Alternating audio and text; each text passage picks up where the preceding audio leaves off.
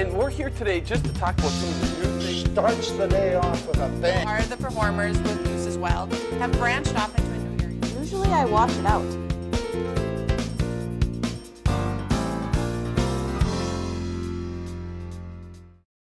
Welcome to Backstage Pass here at the Holmes Theater. I'm Becky Mitchell, and joining me today is Amy Stoller-Stearns. Welcome. Thank you. Thanks for letting me crash your show. Absolutely.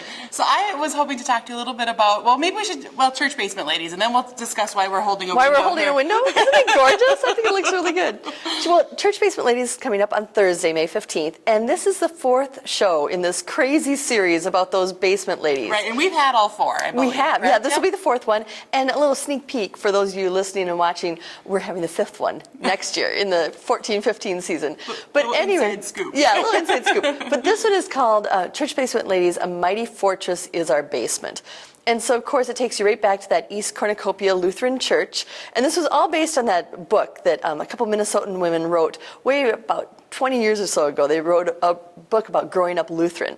And, of course, it delves into all that tradition of those women in the basement who are making the hot dishes and making the Jell-O. The Jell-O, of course, you got to have that. And, of course, they're, gossiping in a nice way, of course, about the pastor and other people in the congregation.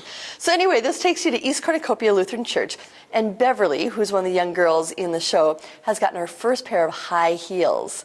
So it's 1960s, and you can imagine high heels for a young girl in the 60s maybe was a little creates a little risky. bit of conversation, if you will. Exactly. And of course, Mrs. Snoosted is back, and all those other wonderful women. One of the older women, whose name is escaping me, I think it's Mrs. Gilbertson, has her first driving lesson. And she's the 80-some-year-old. And so you can just imagine the stories of these women as they're going through the throes of Beverly in her high heels, driving lesson. Oh, and their minister, the pastor, is getting married. Oh, well, definitely some good gossip behind that. Exactly. How could anyone make up to the standards, right? Exactly. So that'll be a fun show. It's always a lot of laughter and just good comedy, and that's coming up on Thursday, May 15th, and we're doing two shows. It's part of our matinee series that we started this year. So there's a 2 o'clock show and a 7:30 show. Great. So a time for everybody, and I know we do usually get quite a few groups in, so make sure and call the box office and get your tickets. Yep, it is reserved seating, so call, get your tickets early, and just come on out. It's going to be a great show. And even if you haven't seen the previous 3 shows, don't feel like you're missing out, because they catch you right back up, and it'll be a lot of fun. Absolutely. And it's the production, I know from seeing it in the past, is just top-notch, professional, very good acting, and very, very funny, laughing at all of us Lutherans a little bit. Yes, it is a lot of fun. So mark your calendar, May 15th. So whether you come to the 2 o'clock show or the 7:30 show, in the middle of that, in the middle of the day, we should say, we've got Park Fest down at the Pavilion. Yes. So Park Fest, as people probably remember, is that wonderful celebration of spring. This all spun out of the sesquicentennial when Detroit Lakes was named one of the top cities in the state of Minnesota. Capital for a day, I think. Capital for a day back in 2000. This is our 7th year. Yeah, it was like 2007, I guess. or 7. Yes, exactly. So anyway, that's where Park Fest started from, and Mayor Brink wanted to continue it.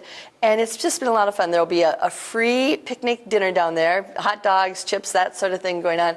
And then, of course, we'll have the beautiful mosaic windows that you've been working on. I know we've had this on the show already this year, but yet we're working with all the area kids and still working right up to the deadline, right up to May 15th. Actually, we're working with kids. There's so many gorgeous windows this year, as always, but I do think they get better every single year. I would tend to agree. Yeah, this one happens to be done by the 4th graders over at Rossman, and I happen to have a 4th grader, so I think this window is especially beautiful. Absolutely. It hasn't even been grouted yet, but it'll be even more beautiful when it's all grouted. And there's many more. If anyone wants to come and look at some of the windows here at the Holmes Theater, they certainly can get a sneak peek, too. Absolutely.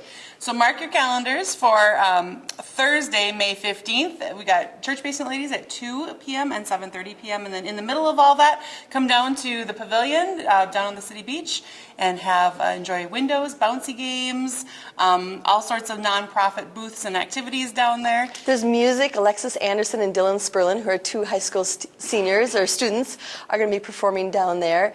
And they're both sophomores actually this year, so we get to enjoy them for a couple more years. And then Arvig will have their bouncy games, and it'll be a lot of fun. Great. So for more information on any of that or on Church Basement Ladies, you can call us at the box office at 844-7469 or find us online at www.dlccc.org. We'll see you next week on Backstage Pass.